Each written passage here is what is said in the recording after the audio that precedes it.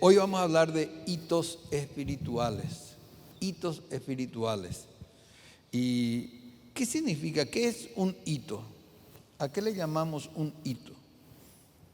Un suceso o un acontecimiento que sirve de punto de referencia. Por ejemplo, la invención de la imprenta fue un hito cultural muy importante.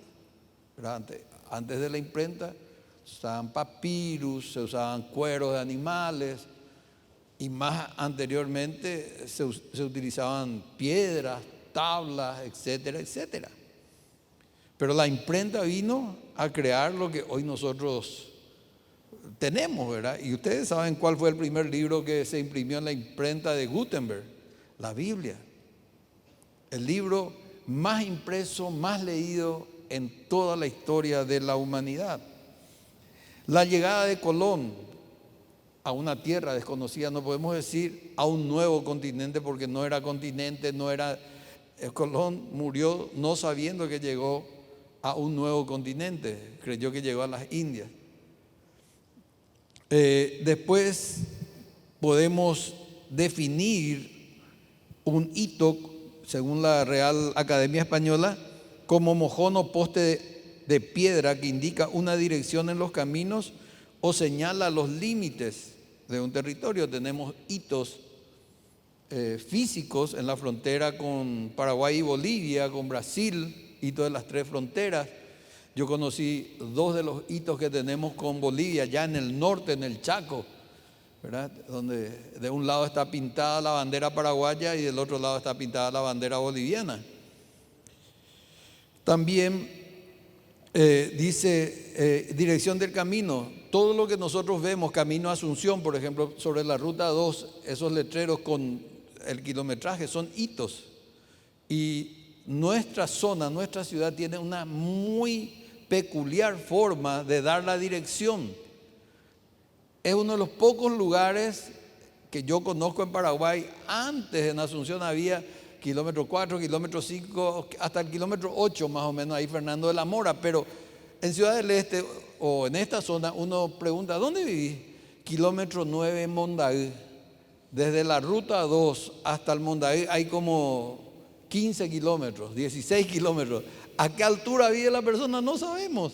Pero la persona te dice kilómetro 8 Mondaí, kilómetro 15 Acaraí. Ese es el kilómetro, es el hito donde te dicen la dirección. Hoy es mucho más fácil, tenemos celular, pero cuando anteriormente yo era el encargado de consolidación de las personas que llegaban a la iglesia, la gente ponía esa dirección, kilómetro 9 Mondaí. Dios mío, ¿cómo encontrar? Y le decíamos a los consolidadores, pidan una referencia, un árbol de Tatané, farmacia Ña Pepita, el almacén de Doña Fulana, para poder ubicar la casa, ¿verdad? Porque si no hay un hito no podemos saber dónde está la persona. Nosotros tenemos un hito aquí en la iglesia y ustedes se habrán fijado, allá hay una piedra muy grande que tiene una placa que recuerda, esa piedra nos recuerda el primer culto que hicimos en este lugar cuando todavía este templo no existía, estaba solamente el obrador para empezar la construcción. Fue también en un mes de junio, hacía un día muy frío, nublado. ¿Cuántos estuvieron en aquel acontecimiento? No, mucha gente. ¿Se acuerdan entonces de aquel culto? Pelaba, hacía un frío tremendo. Y esa piedra estaba presente ya en este lugar, recordando ese primer culto. Entonces cuando usted mire esa piedra se va a acordar de que esa piedra ya estaba presente como un hito ¿de qué? Del inicio de la iglesia. Cuando hablamos de un hito espiritual, estamos diciendo o estamos recordando una visita marcadora de parte de Dios en la vida de una persona. Un encuentro transformador con Dios, un encuentro sobrenatural con Dios como el de Jacob en Peniel. Ese fue un hito en la vida de Jacob, que hasta ahí su nombre era usurpador, suplantador, mentiroso, etcétera, etcétera, porque esa era su identidad, ¿verdad? Pero cuando él una noche tuvo un encuentro personal con Dios y dice estaba ya rayando el alba, ¿Qué pasó? Dice que el ángel del Señor, que es una teofanía, una presencia todavía no carnal del Señor Jesús, Jacob luchando con el ángel del Señor le dice: suéltame porque está rayando el alba. Y Jacob le dice: no te voy a soltar hasta que me bendigas. Y dice que el ángel del Señor tocó su cadera y él quedó con la cadera descoyuntada, o sea, el tendón de la cadera se le aflojó y salió de Peniel, no solamente con una renguera, con una cojera que le recordara ese momento tan especial en su vida espiritual, sino también Dios le cambió de nombre. ¿A cuántos Dios le cambió de nombre cuando se convirtieron? ¿A cuántos dejaron de decirle borracho? ¿A cuántos le dejaron de decir mujeriego? ¿A cuántos le dejaron de decir ladrón? Etcétera, etcétera. No levanten su mano. Pero usted ha de recordar ese día que el Señor le cambió de nombre. Y de hijo del diablo se cambió a ser hijo de Dios. ¿Cuántos dicen amén? Entonces, abra por favor su Biblia en San Juan capítulo 14, versículo 26. San Juan 14, 26 dice: pero el Consolador, el Espíritu Santo, que el Padre enviará en mi nombre, Él les enseñará todas las cosas y les hará recordar todo lo que les he dicho. Padre amado, en el nombre de tu Hijo Jesús, te doy gracias en esta mañana, Señor, por tu palabra. Gracias, Señor, porque has marcado hitos en nuestras vidas, Señor, hitos espirituales que marcaron tu presencia en nosotros, Señor, y que aún seguirán marcando, Señor. En esta mañana háblanos, ministranos. Necesitamos, Señor, recordar todo lo que tú has hecho en nuestras vidas. En el nombre de Jesús, amén y amén. Entonces démosle autorización en esta mañana al Espíritu Santo para que Él nos recuerde todos esos hitos espirituales en nuestras vidas. Hoy veremos primeramente estos hitos espirituales que cambiaron la vida de personajes bíblicos como Moisés, David, San Pablo. ¿Para qué? Para comparar con nuestras vidas. Yo estoy seguro que si empezamos a hacer un rewind, si empezamos a mirar hacia atrás, vamos a encontrar que Dios fue marcando con hitos espirituales nuestro avance en sus caminos. Recuerden que quiero que tengan en cuenta que el tema que hoy vamos a hablar son encuentros espirituales que direccionaron a estas vidas y a nuestras vidas a tener una intimidad con Dios, a un mayor acercamiento con Dios. Y vamos a ver qué tipo de cambios producen esos hitos en nuestras vidas. En nuestro caminar con el Señor nosotros tenemos puntos altos y puntos bajos, ¿sí o no? ¿Tuviste eso en tu vida? Pues no creo que sea el único extraterrestre que lo haya tenido. Hay momentos de gran euforia, hay momentos donde la presencia de Dios se siente y se manifiesta en nuestras vidas casi diariamente. Así como particularmente tuve tiempos de largos silencios de parte de Dios. Tiempos donde me preguntaba: ¿y dónde está, Señor? ¿Y qué pasó, Señor? En estos días, hablando con un grupo de pastores, uno de ellos decía que en un encuentro así, tipo Peniel más o menos con el Señor, él empezó a quejarse y a llorar en la presencia de Dios y le dijo al Señor: ¿hace cuánto que no me hablas? ¿Hace cuánto que no tengo un encuentro personal contigo? ¿Hace cuánto que no te siento, Señor? Y el Señor empezó a ministrar su vida y dice: lloré como un bebé porque pude sentir el toque de Dios en mi vida. Quiero empezar con la vida de Moisés porque es el personaje más antiguo que vamos a tocar en esta mañana. Y Moisés tuvo un encuentro cara a cara con Dios. Y dice en Éxodo 33:11, dentro de la carpa de reunión, ahí tienen el pasaje, El Señor hablaba con Moisés cara a cara, como cuando alguien habla con un amigo. Después Moisés regresaba al campamento. ¡Wow! Un hito espiritual en la vida de Moisés. Dentro de la carpa de reunión, él hablaba cara a cara con Dios. Ahora, ¿cómo llegó a ese tiempo? Llegó a través de un proceso. Porque los hitos en nuestras vidas generan procesos. Y aunque un encuentro cara a cara con Dios sea un evento, ese evento tiene que unirse con el siguiente evento. De un hito a otro hito. El proceso de Moisés empieza cuando sale una orden de Faraón de matar a todos los niños varones nacidos de las hebreas, y da órdenes a las parteras que ejecuten esa orden. Pero la madre de Moisés, para salvaguardar su vida, le pone en un canastillo cubierta con brea por fuera y le pone en el río Nilo a ese niño. Y de ahí es rescatado por la hija de Faraón y es llevado a la casa de Faraón.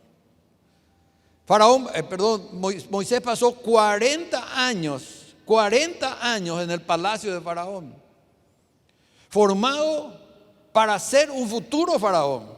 Faraón no era un nombre personal, Faraón era el título de rey, de máxima autoridad en Egipto. Y Moisés, por esas cosas que Dios prepara en nuestras vidas, en la vida de Moisés fue vivir 40 años en la casa de Faraón.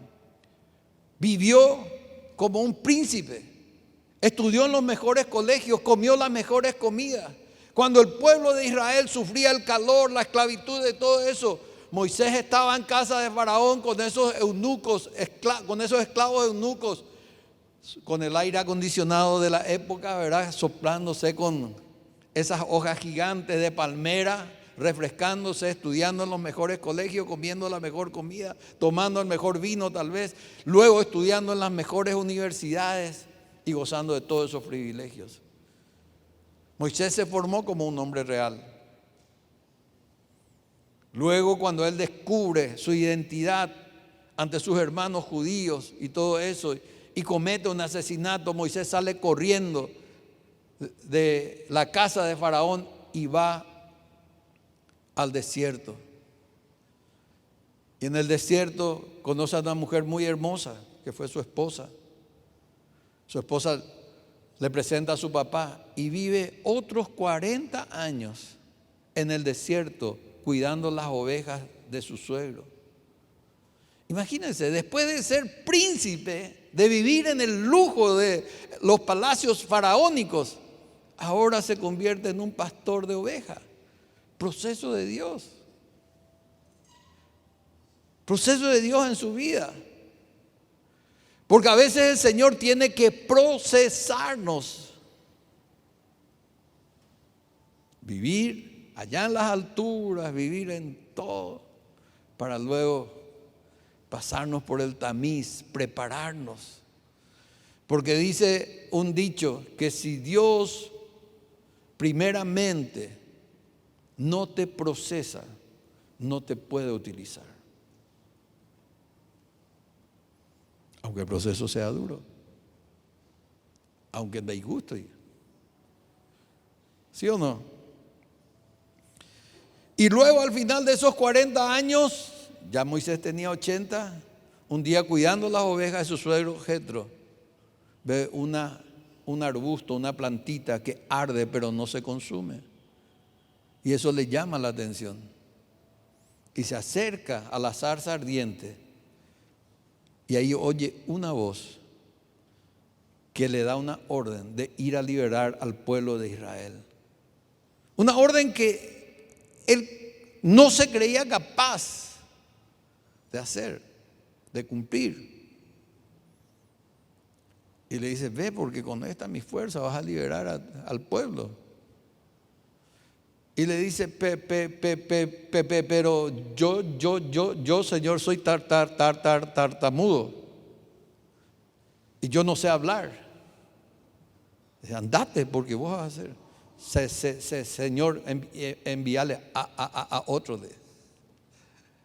Más o menos así era Moisés. ¿Y qué pasó? Le envió a otro. Le dijo, andate, igual andate vos, pero tu hermano Aarón va a hablar.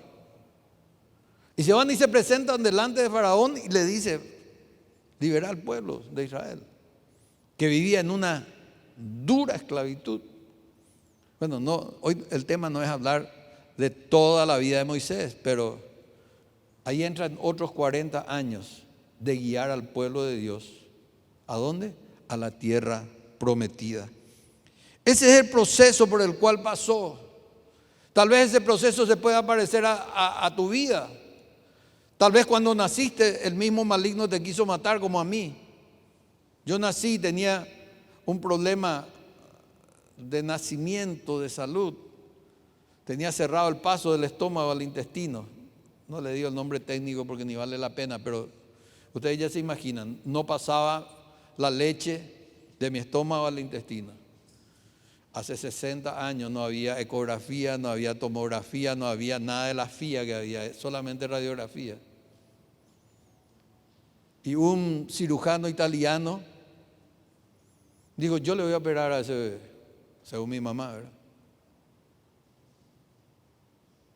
Y con 22 días de vida, cuando estaba ya prácticamente desnutrido, estaba casi sin poder, ya perdiendo la vida, me operaron. Y tan fiel la mano del Señor sobre la mano del cirujano que abrió justo lo que tenía que abrir.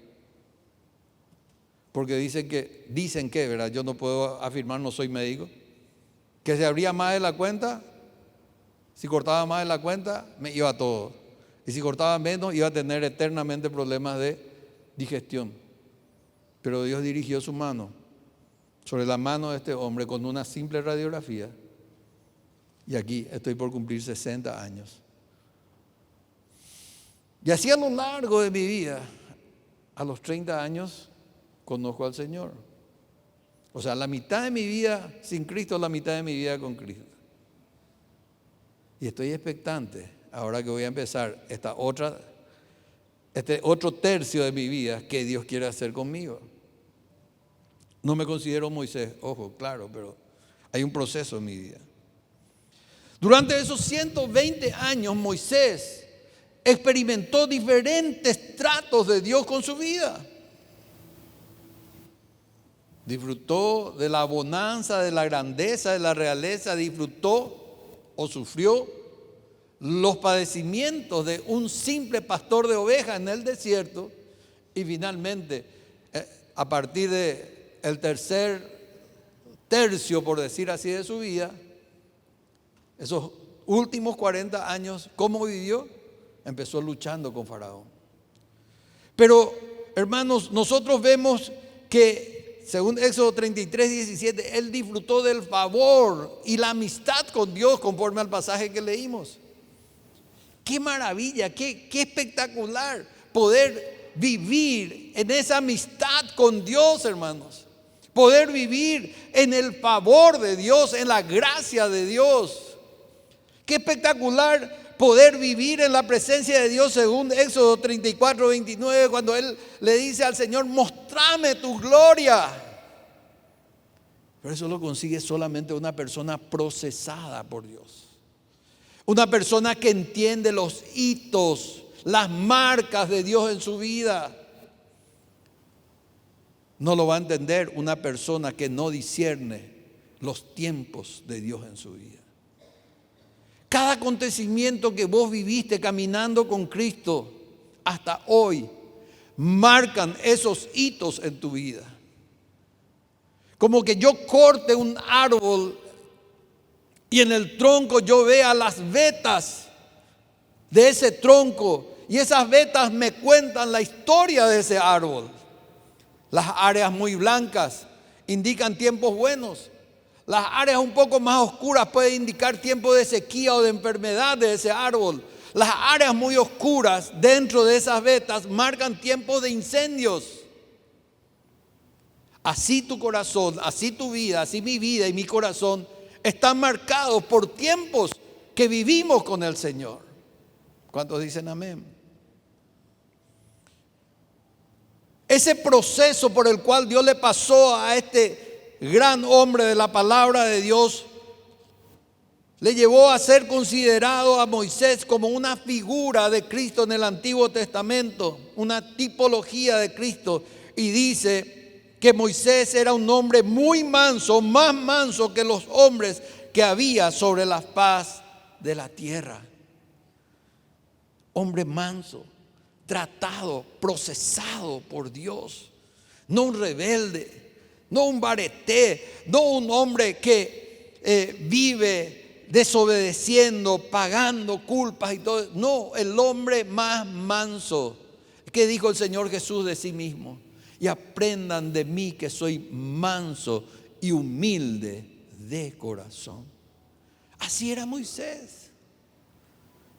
Moisés tenía encuentros cara a cara con Dios. Y qué lindo tener esos encuentros.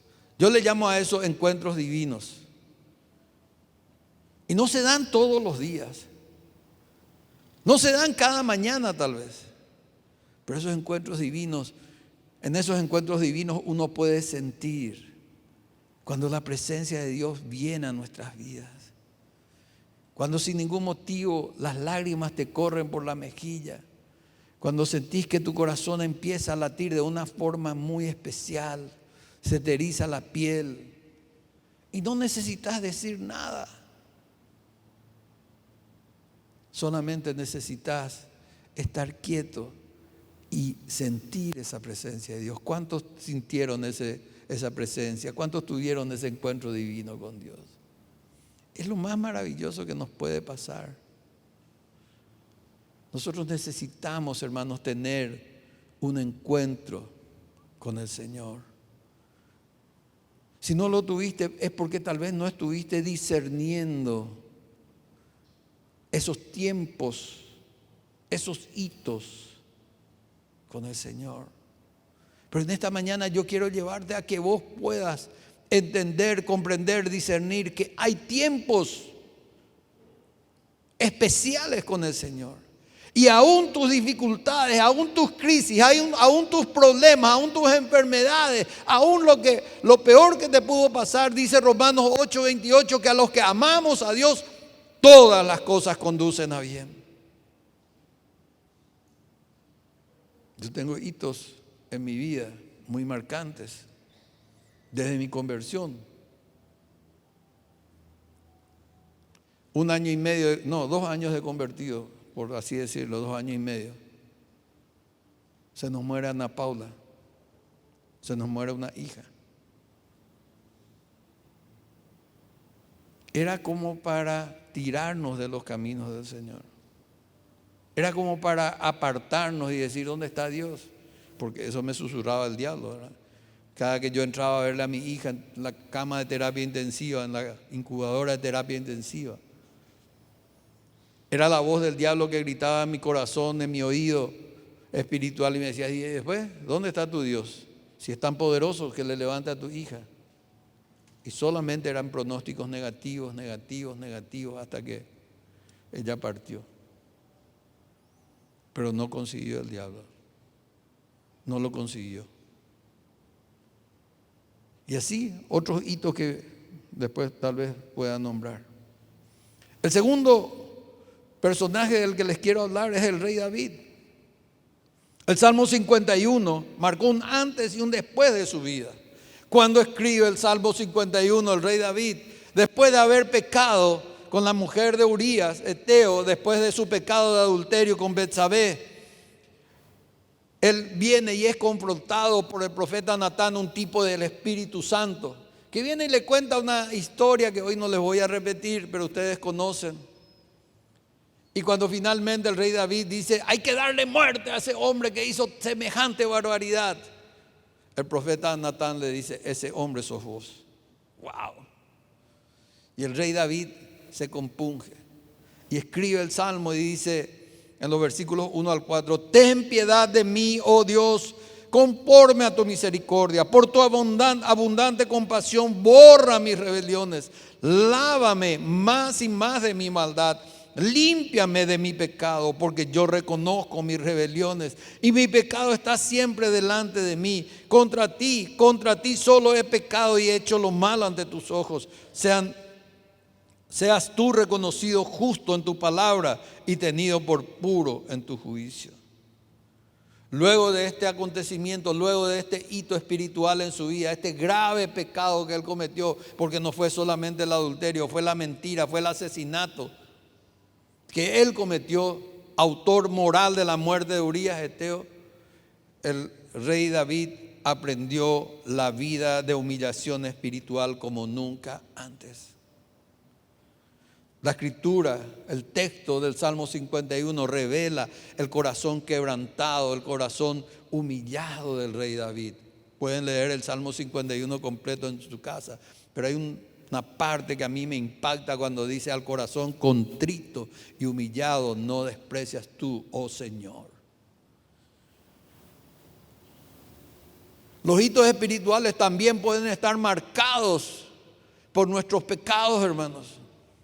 Los hitos espirituales pueden estar marcados por tiempos de grandes sequías espirituales, tiempos de tibieza espiritual donde no tenés ganas de orar, no tenés ganas de estar en su presencia, donde no tenés ganas de leer su palabra, donde te estira más ver una película, ver una serie, salir con tus amigos, hacer cualquier cosa menos buscar la presencia de Dios.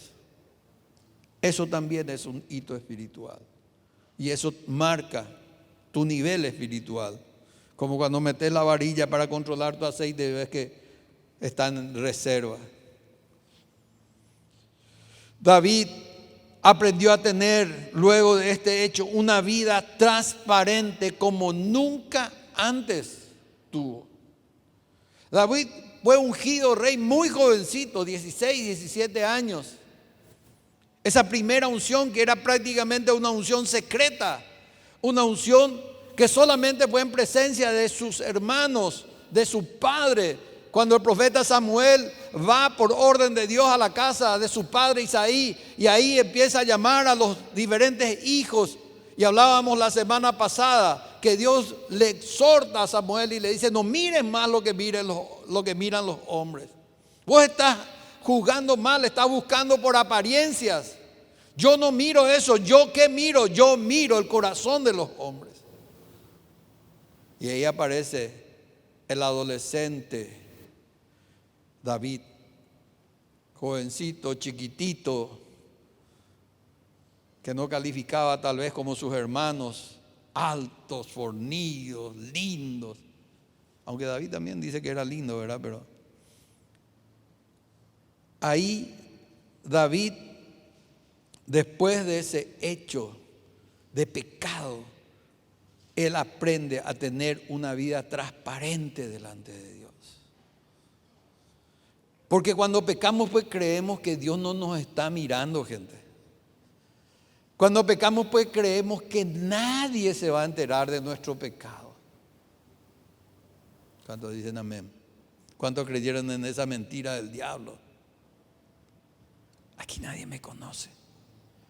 Nadie se va a enterar.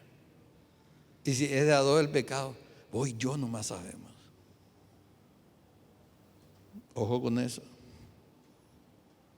Le decía a los hermanos que estuvieron en el momento de la intercesión, le decía a ellos: Satanás se disfraza de dos maneras, o la Biblia describe. Pablo en 2 Corintios habla de como serpiente antigua. Capítulo, ¿dónde están mis alumnos? ¿Qué capítulo vimos? Capítulo 12, 13 por ahí. De 2 Corintios. Y Pedro lo describe como león rugiente. Ahora, cuando Satanás está disfrazado de león rugiente, nadie se acerca a él. Porque ¿quién se quiere acercar a un león rugiente, a un... Pero nadie se quiere acercar a un monstruo, a una persona así, a una situación así.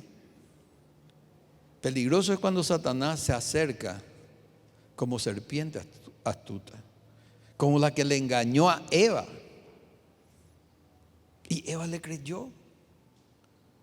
¿Qué le dijo la serpiente a Eva? Con que Dios les dijo que no coman de ningún fruto de los árboles que están acá. ¿Cómo? ¿De ningún fruto fue lo que dijo el Señor? De uno solo.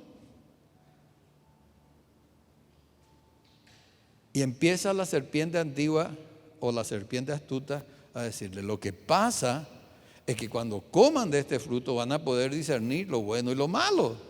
Sus ojos serán abiertos y serán como Dios. Cuando la serpiente astuta se acerca a nosotros, se disfraza como lo mejor. Se disfraza como ese momento de placer, de felicidad, donde nuestra carne se deleita. Y como dice el autor de nuestro texto que estamos desarrollando en la escuela de ministerio, dice, la serpiente antigua no se va, o astuta, no se te va a acercar con esa imagen cuando agarras un cigarrillo, tomas una copa de vino. No se te va a acercar con ese hombre enfermo en una cama de hospital a punto de morir a causa del efisema pulmonar o un cáncer pulmonar. O no te va a mostrar la imagen de aquel conductor que atropelló a un niño y el niño tirado en el asfalto, muerto, y él borracho que le atropelló. En el momento de la fornicación no te va a mostrar una adolescente, jovencita abortando o estando embarazada y teniendo un niño no deseado en ese tiempo. En el momento del adulterio no te va a mostrar el hogar destruido, destrozado por el adulterio, con niños llorando por la ausencia de su padre y una mujer o un hombre destrozado sentimental y emocionalmente. No te va a mostrar, porque se disfraza de ese momento de placer, se disfraza de ese momento de gozo, y eso fue lo que pasó con David. Y cuando él fue confrontado con su pecado por el profeta Natán, él dijo, ¡oh, wow! Yo no quise hacer esto. Ahora entiendo. Y su vida dice que fue la más transparente a partir de ese momento. Con ese hecho, David también aprendió a cuidar su altar, su vida de altar, su vida de presencia delante de Dios. Porque a mí, el pastor Julio me dio una lección muy importante, y tal vez ni él se dio cuenta, en un mentoreo que tuvimos con los varones. Él me dijo, o él dijo, contando, yo no puedo estar en la intimidad con Dios cuando tengo cosas sucias en mi corazón. Y si hay algo que impide tu intimidad, mi intimidad con Dios, es el pecado. Es mi vida de altar. ¿Cómo me voy a ir al altar de Dios? ¿Cómo voy a irme a la presencia de Dios, a la intimidad con Dios, cuando yo estoy con pecado? Cuando yo le digo, desnudo estoy delante tuyo, examíname, pruébame, revísame, Dios. Y resulta que en mi corazón hay pecado. Mis manos están manchadas de pecado. Porque toqué, porque mis ojos vieron lo que no tenía que ver, porque mi corazón deseó lo que no tenía que desear. Por eso es necesario que yo lleve una vida de pureza, una vida transparente, una vida de altar con Dios para evitar caer en la tentación de la serpiente astuta. No hay posibilidad de tener altar con fuego encendido sino hay pureza y limpieza espiritual. David vivió un proceso profundo de auditoría espiritual. Escribió el Salmo 26:2 y dijo: examíname, Señor, pruébame, purifica mi conciencia y mi corazón, Señor. ¡Wow! ¿Cuántos se atreverían a esto? ¿Cuántos le van a decir al Señor: examíname, corrígeme, enderezame, enséñame, guíame? ¿Cuántos le pueden decir? ¿Cuántos le podemos decir esto al Señor? No le queremos decir porque si empieza a revisar, a auditar nuestro corazón, nuestra conciencia, se va a encontrar con sapos, culebras, serpientes, escorpiones y todo tipo de mal. ¿Sí o no? Necesitamos, hermanos, ser puros en su presencia. Necesitamos que estos hitos espirituales sean, a causa de lo que sean, puedan, hermanos, levantar nuestra espiritualidad. En el Antiguo Testamento los sacerdotes eran los encargados de que el fuego arda permanentemente en el altar del Señor. Que el incienso esté encendido. El incienso son las oraciones. El fuego representa al Espíritu Santo y el altar la presencia de Dios. El Señor Jesús en el Nuevo Testamento nos llama reyes y sacerdotes. En Primera de Pedro, nación santa, 2:9, nación santa, pueblo adquirido, real sacerdocio. Real sacerdocio, somos sacerdotes y somos reyes, instituidos por el Señor Jesús. En Apocalipsis vuelve el Señor a decir que somos reyes y sacerdotes. Entonces hoy quienes tienen que tener su altar encendido somos nosotros. No esperen que yo como pastor o el pastor Julio estemos solamente avivando el fuego acá y ustedes esperando como eran en la antigüedad. Hoy cada uno de nosotros tiene la responsabilidad de mantener su fuego encendido, de avivar el fuego, su vida de altar. David al final del proceso entendió que la única manera de empezar y terminar bien la carrera era manteniendo una intimidad con Dios. Si bien tuvo tropiezos, si bien, como decíamos domingos atrás, tal vez si comparamos la vida de Saúl y la vida del rey Saúl y del rey David, los pecados de David hayan sido más fuertes, por llamarlo de alguna manera, y no vamos a entrar en la calificación de pecados, pero eran más terribles que los pecados que cometió Saúl. Pero ¿dónde radicaba la diferencia? La gran diferencia estaba que el rey David tenía un corazón contrito y humillado, que se sometía a la auditoría espiritual de Dios permanentemente. Y dice que David, hijo de Isaí, reinó sobre todo Israel durante 40 años. 7 años en Hebrón y 30 años en Jerusalén, 33 años en Jerusalén.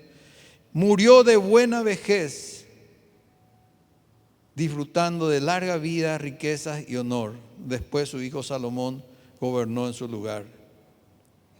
El proceso de David llevó 40 años, 30 años como rey en Hebrón, 33 sobre Israel.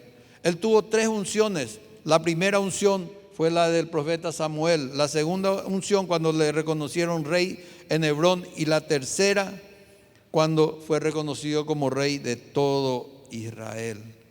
Dice la Biblia, y murió de buena vejez, habiendo disfrutado de buena vida. Un proceso de Dios es así. Los hitos espirituales que marcaron la vida del rey David, que cambiaron el rumbo de su vida, permitieron que él tenga larga vida y buena vejez, gozando y disfrutando de todo lo que tenía. Pero cuando nosotros no somos capaces de identificar, reitero, esos hitos espirituales, esos momentos, nuestra vida es un tumbo de aquí para allá, subidas, bajadas, y no entendemos a dónde vamos. Pero estamos entendiendo ahora, estamos viendo ahora dónde, cómo, qué tenemos que hacer. Y en tercer y último lugar, el apóstol Pablo, la vida del apóstol Pablo.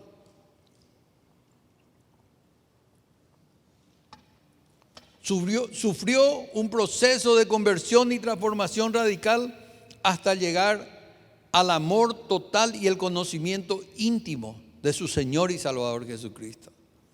Dicen Hechos 9, 1 al 6. ¿Está? Mientras tanto, Saulo pronunciaba amenazas en cada palabra y estaba ansioso por matar a los seguidores del Señor. Así que acudió al sumo sacerdote, le pidió cartas dirigidas a las sinagogas de Damasco para solicitarles su cooperación en el arresto de los seguidores del camino que se encontraban ahí. El camino era Jesús. Su intención era llevarlos a hombres y a mujeres por igual de regreso a Jerusalén encadenados. Al acercarse a Damasco para cumplir esa misión, una luz del cielo de repente brilló alrededor de él. Saulo cayó al suelo y oyó una voz que decía: Saulo, Saulo, ¿por qué me persigues? ¿Quién eres, Señor?, preguntó Saulo. Yo soy Jesús, a quien tú persigues, contestó la voz. Ahora levántate y entra en la ciudad y se te dirá lo que debes hacer. Este era Saulo, que después se transformó a Pablo. Este era el perseguidor de la iglesia, de los cristianos del primer siglo. Este era un bandido, un asesino, un perseguidor, porque él creía que estaba defendiendo la causa de Jesucristo. En la versión Reina Valera dice así: dura cosa te es dar coces contra el aguijón. ¿Qué significa eso? Dura cosa o dolorosa cosa es dar coces. Coces es patadas hacia atrás que dan los bueyes cuando la picana del carrero le clava al buey para que el buey camine. Y el Señor le dice: Saulo, estás pateando contra la picana y finalmente a vos te duele más. Podemos decir que Saulo era alguien que estaba sinceramente equivocado, porque Saulo era judío de judíos, fariseo de fariseos, así se describe él, defensor de la ley. Él era top, era lo máximo en la religión judía. ¿Y saben qué? En base a sus creencias erróneas, él estaba persiguiendo a los seguidores de Cristo. Por eso aquí dice, mientras Saulo pronunciaba amenazas, en la Reina Valera dice, mientras respiraba aún amenazas. La experiencia en el proceso de Pablo, hermanos, es muy interesante, porque de perseguidor de la iglesia se convirtió en perseguido por ser la iglesia. Apresado, apedreado, hasta con intento de asesinato en contra de él. Y nosotros vemos que lo primero en la vida del apóstol Pablo fue su amor a Cristo. Y luego el conocimiento. Dice en Filipenses 3, 6 al 8, era tan fanático que perseguía con crueldad a la iglesia, NTV. En cuanto a justicia, obedecía la ley al pie de la letra. Antes, dice Pablo, creía que esas cosas eran valiosas, pero ahora considero que no tienen ningún valor debido a lo que Cristo ha hecho. Así es, todo lo demás no vale nada cuando se compara con el infinito valor de conocer a Cristo mi Señor. Por amor a Él he desechado todo lo demás y lo considero basura a fin de ganar a Cristo. ¡Wow! Pablo necesitó enamorarse de Jesús para luego ir conociéndole más íntimamente. Muchas veces nosotros al leer el libro de los Hechos, al leer las epístolas paulinas, creemos que Pablo se cayó al piso, le vinieron a buscar, le llevaron a Damasco, se abrieron sus ojos y ¡pum!, ya salió a predicar. No, hubo un proceso en la vida de Pablo. Hubo un proceso de transformación muy profunda, porque no es así que nosotros llegamos de ser bandidos, sinvergüenza, borrachos, adúlteros, a todo lo que vos quieras, lo malo que puede ser una persona, para llegar a tener un conocimiento íntimo, a tener una comunión íntima con Dios. Saulo pasó 3 años en Damasco, encerrado, estudiando la vida de Jesús, siendo discipulado, para luego ir a Jerusalén a ser presentado a los demás discípulos.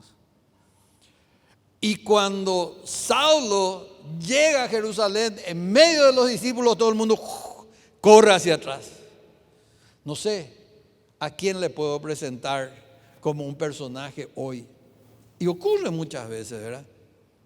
No sé, al jefe del EPP o alguien que de repente venga entrando acá.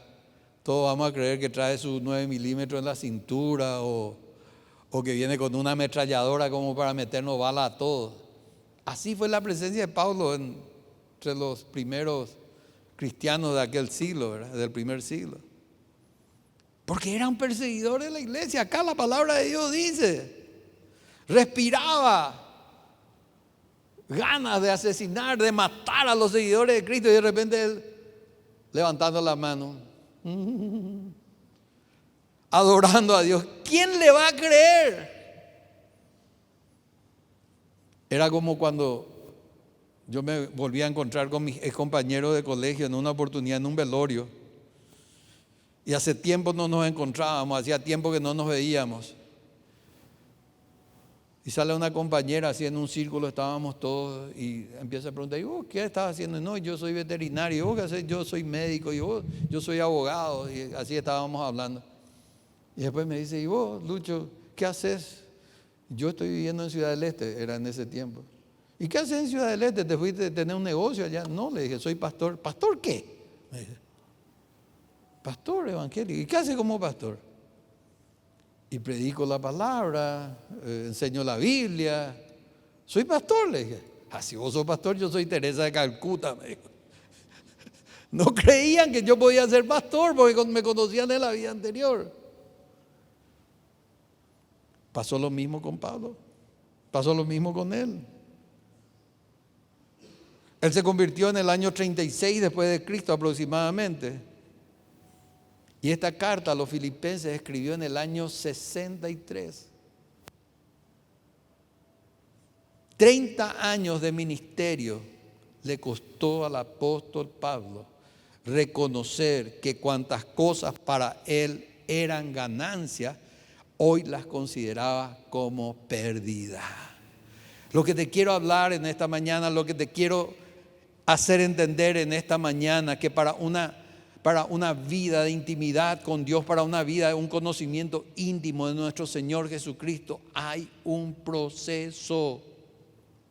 No hay cristianos instantáneos. No se hace de la noche a la mañana. Dios te tiene que hacer pasar, nos tiene que hacer pasar por diferentes tipos de experiencias, buenas, malas, tristes, amargas, dulces, de todas las maneras. ¿Para qué? Para probar y ver qué hay en nuestro corazón. Como decía en el Salmo 26, el rey David, pruébame, examíname. Como el Salmo 139, 23 y 24, pruébame, Señor. Si no pasás por el desierto, si no pasás por el horno de fuego, si no te tiran al pozo de los leones, tal vez no seas apto para el reino de los cielos. Lucas dice de una manera muy sencilla, muy light, muy suave, quien pone la mano en el arado y mira hacia atrás no es apto para el reino de los cielos. Pero en el proceso con Dios, Dios no tiene que pasar por su tamiz, por su sedazo. Dios tiene que estrujar nuestro corazón. Dios tiene que probarte en las alturas y en las bajuras, como decía alguien. Dios tiene que probarnos, hermanos. Porque Dios no nos puede usar grandemente si antes no nos sana de nuestras heridas profundamente. Y las heridas van a venir. Yo no sé qué prueba estás pasando, yo no sé qué dificultades estás teniendo. Yo no sé cuál desierto te está tocando vivir. Pero Dios te está procesando. Dios nos está procesando. Nosotros empezamos nuestra vida ministerial en el año 96. Hace 22 años, 23 años. No se van a multiplicar, dividir. ¿Cuánto? 96 menos 22, 26 años. 25, 26 años. Y veníamos de una vida muy acomodada en Asunción, casa propia, trabajo, etcétera, etcétera, cuando decidimos venir hacia acá. Y aún acá vinimos y tuvimos un tiempo de vivir bien. Pero en el año 96, cuando el llamado ya quemaba nuestro corazón y nosotros decidimos decirle sí al Señor, a ese llamado que nos dio, las cosas que nosotros considerábamos ganancia con mi esposa, las estimamos como basura. Y aceptamos el llamado del Señor. Y entre comillas perdimos 3-1.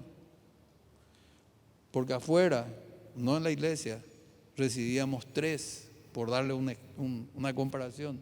Pero entrar a servir a tiempo completo al Señor significaba recibir 1. Esa fue la pérdida, entre comillas, que recibí. Y como siempre digo, sin ganas de ufanarme, de ser más que nadie, nosotros provenimos de familias bien acomodadas en Asunción, pero el Señor nos tuvo que pasar por su Molinex, por su procesador, y empezamos a vivir en los límites de una vida ministerial, en tiempos de escasez, que a lo mejor mis hijos o nuestros hijos no eligieron vivir, pero nosotros elegimos. Y empezamos a conocer lo que es tener un solo zapato. Y yo no me podía arrodillar en el altar porque mis zapatos tenían en la plantilla un agujero. Tenía un solo traje. El pastor nos exigía ir de traje a la iglesia y corbata. Un día recuerdo que me fui con una remera, Cerro Porteño para más, así, rojo, azul. Y mi pastor era olimpista. El lunes fui llamado a entrevista. Pero mi traje, yo no podía levantar mucho el brazo, porque acá adentro ya tenía la costura toda descosturada. Y una noche terminó el culto y se acercó un hermano y me dijo: ¿tu auto está abierto? Sí, está abierto. Ah, bueno. Y se fue y después apareció, y cuando ya se iba me dijo: te dejé algo en tu auto. Y me fui y encontré colgado ahí por para poner la mano, un traje casi nuevito. Llegué a casa todo entusiasmado. Lo primero que hice que me puse el pantalón, el saco, perfecto, ni que fuese a mi medida. Mi segundo traje. Mis hijos conocieron, ¿verdad?, lo justito. La heladera a veces ya estaba vacía y ahí venía alguien con provisión de parte de Dios. Pablo se me tomaba 4 yogures de 250 ml todos los días. Él no tomaba leche. Y apareció un hermano que la adoptó como nieto. Y Pablo apenas hablaba y le decía: abuelo, le decía. Y este hermano todas las semanas le traía una caja con esos yogures de 250 ml. Todas las semanas. No estoy queriendo hacerme el pobrecito, hermano. Pero el Señor nos tuvo que pasar por ese proceso. Teníamos un auto, hermanos, con el que vinimos de Asunción, un Peugeot, que era lindo cuando salió de Asunción. Pero cuando llegamos acá, ese auto, después de unos meses, después de unos años, ese auto no hacía 5 cuadras sin que se descomponga. Y si no se descomponía, se quedaba sin combustible, bueno, y por y combustible. Y no vivíamos lejos de la iglesia. Una vez ya no teníamos para combustible y la iglesia tenía una motoneta para el secretario de la iglesia. Entonces yo a la siesta le dije a Lore, vamos en la moto, porque si nos vamos en el auto a casa ya no vamos a tener para mañana llevarle a los chicos al colegio. Nos fuimos en la motoneta. A la ida nos fuimos bien, pero a la vuelta la pastora se me tira por el camino y dice, ya no me voy a ir contigo. Y pasamos ese proceso de Dios.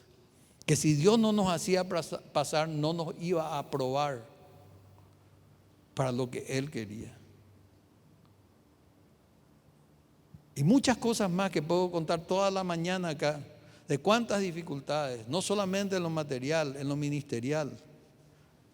No éramos pastores. Y cada fin de año estábamos así como esos perritos expectantes con 2 colas. Este fin de año vamos a ser reconocidos pastores. Y se hacía la ceremonia de fin de año. Y llamábamos a los nuevos pastores de la iglesia, Pato Donald y Mickey. Llamábamos el año siguiente, llamábamos a los nuevos pastores de la iglesia, Sancho Panza y Don Quijote, y nunca nosotros. Y así pasaron casi 4 años. Nosotros sirviendo a tiempo completo, negándole a nuestros hijos muchas veces tiempo. Anita dice que nunca nos fuimos, no está Anita, nunca nos fuimos a la fiesta de las naciones que hacía su colegio. O Martín o Paulo puede afirmar eso. Pero cosas así, por la obra, que ellos también son parte del ministerio, y todos están en el ministerio. Pero fue el proceso de Dios en nuestras vidas. Año 96, año 99, enero, somos reconocidos pastores. Año 2006 venimos a Hernandarias. Año 2008 empieza Celebración Cristiana. Hitos que fueron marcando nuestra vida, nuestros ministerios. Y como le digo, ahora llego 30 años en el mundo, 30 años sirviendo al Señor y ¿qué viene ahora? No sé. El Señor nos llevó en este tiempo a un tiempo muy especial. En Pablo, 30 años de ministerio, 24 años en el proceso para reconocer que cuantas cosas para él era ganancia, hoy la estimaba como pérdida. Es el amor de Dios el que nos lleva a una mayor comunión con Él. La intimidad con Dios no es una actividad o un programa más de la iglesia.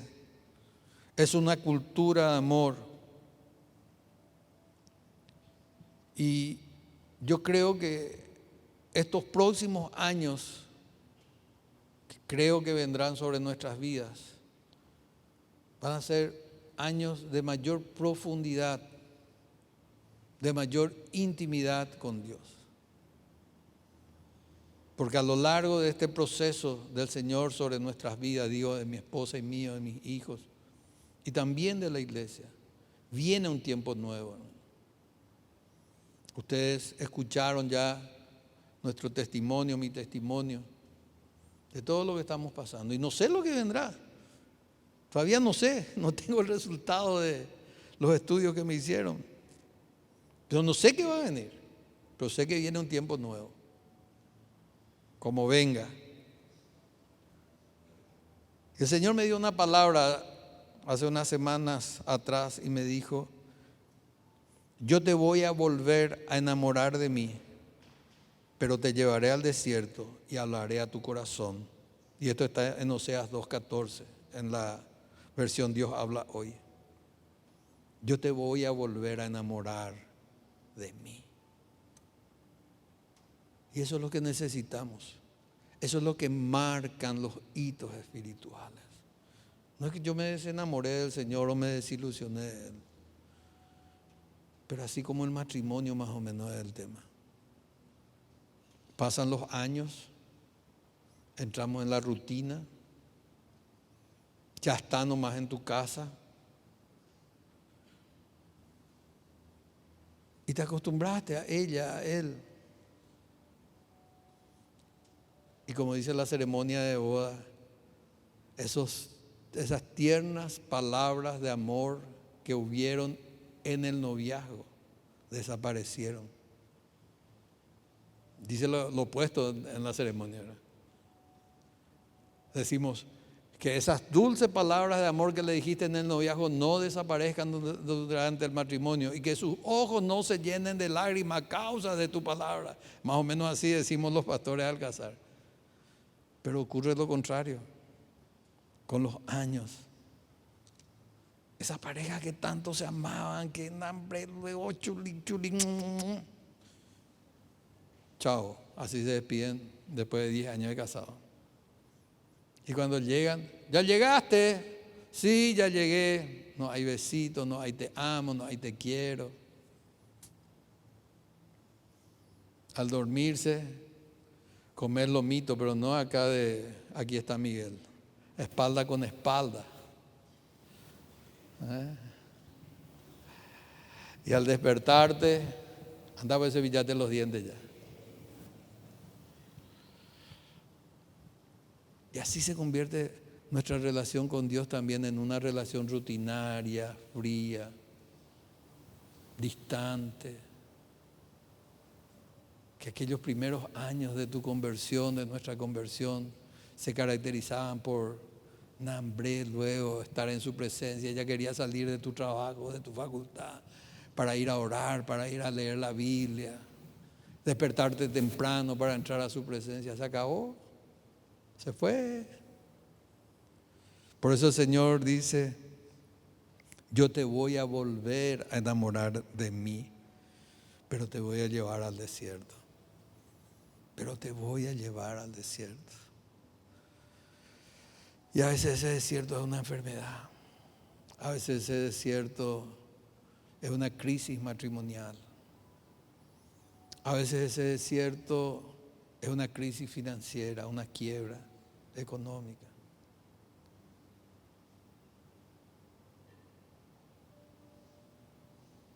Y Dios quiere que te vuelvas a enamorar de Él. Dios quiere volver a ser tu primer amor. Dios quiere volver a ser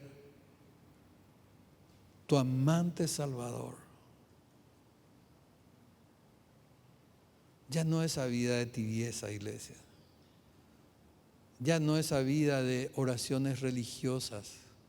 Gracias, Señor, por estos alimentos. Gracias, Señor, por este nuevo día. Cúbreme, sálvame, protégeme. Amén. En el nombre de Jesús. Amén. Esa vida ya no.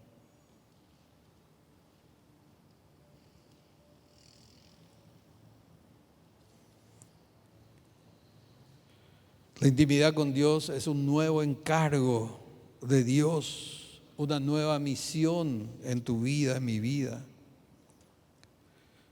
Intimidad con Dios es una ampliación de tu influencia entre los que te rodean.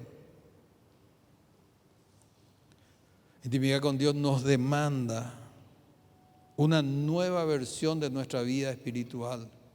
Si hasta hoy no estás satisfecho con esta vida espiritual que tenés, el Señor te está desafiando a un nuevo tiempo, a una nueva temporada, a una nueva versión de tu relación con Él. No vengas aquí porque tu esposa te arrastra con una piola más o menos. No vengas aquí para que yo te vea como pastor y no te llame al día siguiente, no te escriba, hermano, no te he visto el domingo. Vení aquí porque estás enamorado de Dios. Vení aquí porque querés tener un encuentro con Dios. Que aquella celebración pequeña, privada, que haces con tu cuarto cerrado, en tu secreto, se manifieste los domingos aquí en público. yo veo cómo adoramos. Yo veo cómo alabamos, porque allá en la puerta me pongo y a todos ustedes les estoy mirando desde allá. Open va la música.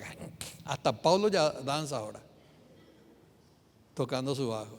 Parece que Pedro le enseñó, ¿verdad?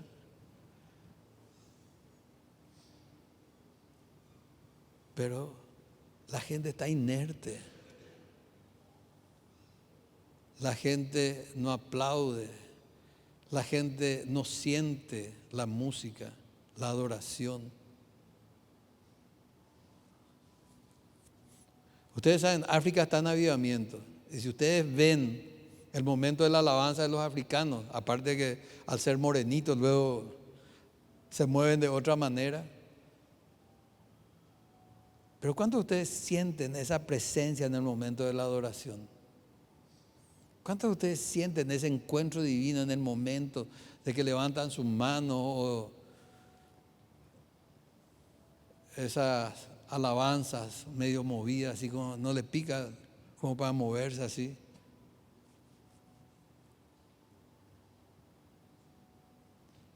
¿Cuántos de mundanos, digo mundanos, cuántos de inconversos se iban a la discoteca con su novia o esposa? Dios mío, ¿qué dije? Levante su mano. Nadie. ¿Quién es? Edu. Edu levantó la mano, así que levantado, ¿sí? ¿Te iba a bailar? Sí. Está bien, pero no tengan vergüenza, yo también me iba. ¿Por qué? Porque estábamos enamorados, bailando ahí. Y nos movemos al son de la alabanza y la adoración cuando estamos enamorados de Cristo. ¿Sí o no?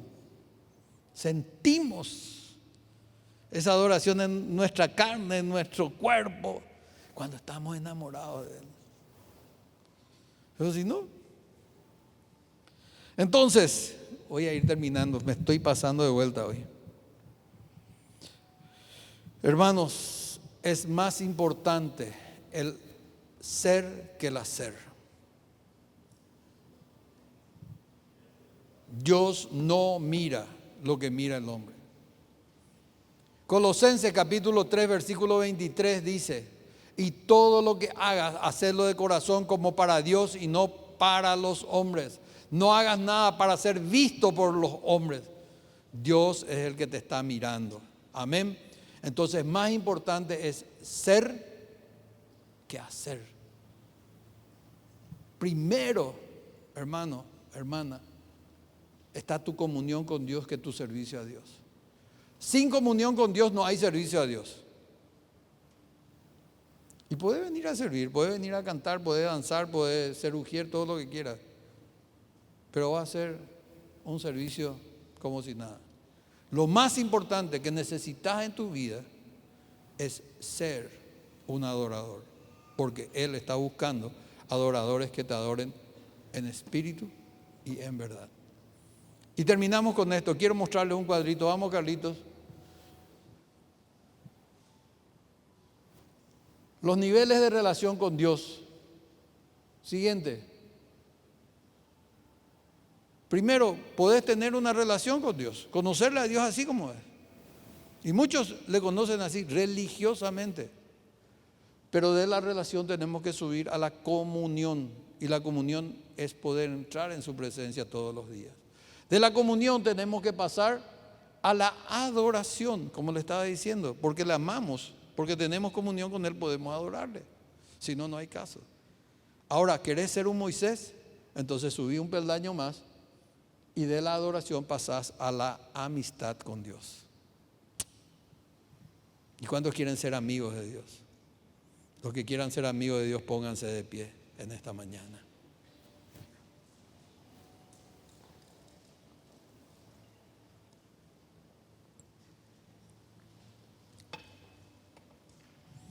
En esta mañana el Señor nos está llamando a un mayor tiempo con Él. En esta mañana nos está llamando a un tiempo de mayor intimidad con Él. Pero recuerden que no puede haber intimidad con Dios si primero no hay amor, si no hay un enamoramiento. ¿Cómo se llama cuando dos personas de diferentes sexos, lógicamente, tienen intimidad sin amor, sin compromiso, sin anillo? Fornicación, pecado. Pero cuando hay amor y hay compromiso y hay anillo de por medio, eso se llama intimidad. Y no hay nada sucio en eso. Para que vos puedas tener intimidad con Dios, tenés que estar enamorado de Dios. Tenés que comprometerte con Dios. Tenés que casarte con Dios. O si no, nada nos sirve. Amén. Por un momento cerrá tus ojos. Celebración, celebración por ti. Celebración, celebración por ti. Celebración.